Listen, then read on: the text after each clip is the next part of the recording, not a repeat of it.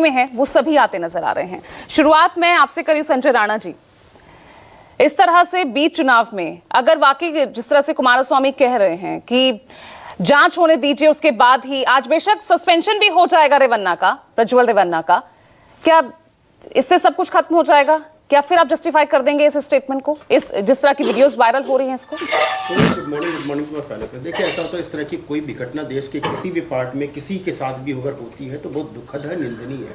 इसकी जितनी भी निंदा की जाए वो कम है, उस पर तुरंत से तुरंत कार्रवाई होनी चाहिए, लेकिन इस पर किसी भी तरह की राजनीति नहीं होनी। जिस तरह की राजनीति हो रही, जिस तरह से रंजन साहब ने एक्सप्लेन किया कि कहाँ पे पेन ड्राइव पाए जा रहे थे, वो बहुत ही एक सोचने का विषय हो सकता है, नंबर वन। नंबर टू, जब हम चर्चा करते हैं कि भाई देखिए, पूरन चंद नाम के व्यक्ति ने 23 तारीख को एक एफआईआर दर्ज कराई, जो मिस्टर रमन्ना के चाहने वाले थे, जानने वाले थे। अगर वो एफआईआर दर्ज कराते हैं कि ऐसी सीडी पाई जा रही है, ऐसे कुछ वीडियो वायरल हो रहे हैं, तो पुलिस को कार्रवाई करनी चाहिए। अगर पुलिस ने कार्रवाई की, सीआरपीसी 43 या 354B और 1 के तहत केस दर्ज हुआ, तो उसको गिरफ्तारी होनी चाहिए। क्यों नहीं गिरफ्तार किया गया? हम बोलते गिरफ्तारी नहीं कर पाए, संज्ञान लेना चाहिए, उनको बैठा के रखना चाहिए, उनसे पूछताछ करनी चाहिए। सरकार आपकी, जो व्यक्ति है वो आपके स्टेट में, आपका लॉ एंड ऑर्डर आपका, पुलिस आपकी, कानून आपका, उसके बाद भी आप उसको कार्रवाई नहीं कर रहे। आप बैठ के इंतजार कर रहे हैं कि 3-4 दिन बीत जाए, जब इलेक्शन आ जाए तो इलेक्शन का मुद्दा बना दिया जाए।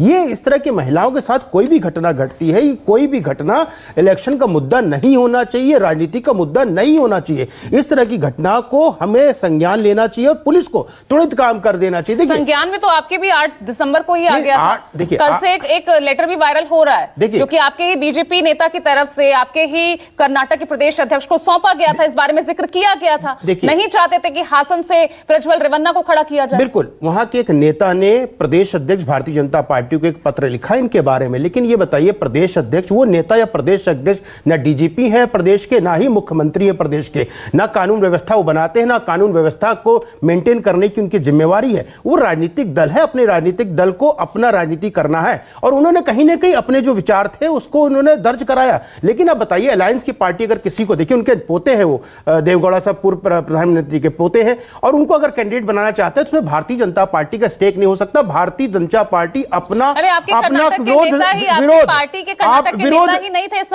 विरोध दर्ज करा सकती है, जो उन्होंने विरोध दर्ज कराया।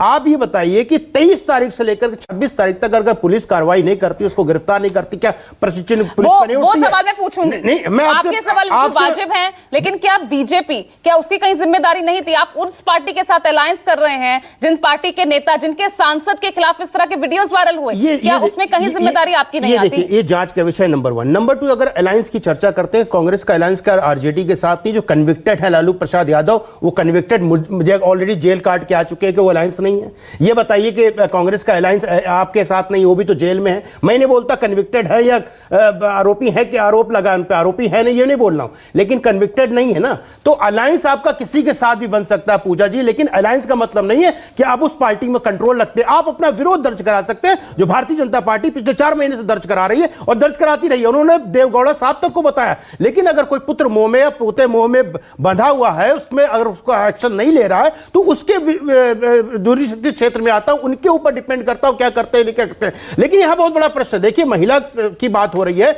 महिलाओं के साथ कोई भी इस तरह का दुराचार होता है, उस पर एक्शन होना चाहिए। हम बार बार ये बोल रहे हैं, एनएसए क्यों नहीं लगाया गया, एलओसी क्यों नहीं किया गया, जो उसको बोलते हैं लुकआउट सर्कुलर क्यों नहीं भेजा गया। हम बोलते हैं उसको अगर शंका थी कि विदेश भाग सकता है, तो आपने मिनिस्ट्री ऑफ एक्सटर्नल अफेयर को क्यों नहीं बताया कि उनके पासपोर्ट को जब्त कर लिया जाए। तो बहुत सारी चीजें हैं, ये पुलिस एक्शन लेगी। खिलाफ सवाल राज्य सरकार में, बिल्कुल ऋतु चौधरी हैं यहाँ पर, मैं बिल्कुल उनसे सवाल पूछूंगी ना, लेकिन दूसरे पर आरोप लगाकर कि आप खुद आरोप मुक्त हो जाते हैं। कोई आरोप मुक्त नहीं है।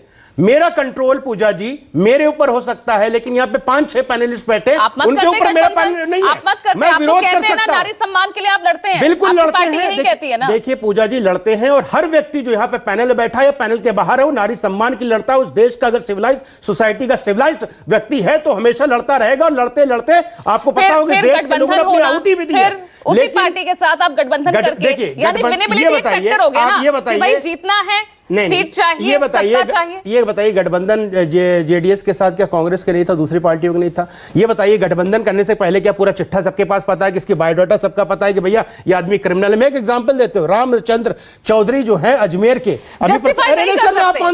पूजा जी का आंसर दे रहा हूँ, मेरे पास कम है। नहीं ऋतु चौधरी, 5 सेकंड। रामचंद्र चौधरी जो अजमेर के प्रत्याशी है कांग्रेस के, क्या वो रेप के विक्टिम कन्विक्टेड नहीं है? जाके देखिए, ऑलरेडी रेप के केस में महिला रेसलर्स भी आरोप लगा है, आरोप लगा, सिद्ध नहीं हुआ है। 10 साल बाद आकर चरण सिंह की सीट से कैसरगंज से आपने प्रत्याशी घोषित नहीं किया है। नहीं करेंगे। सवाल बिल्कुल खड़े अभी भी। नहीं, सिंपल सी बात है कि आप आके 10 साल बाद आरोप लगा दें, किसी को आरोप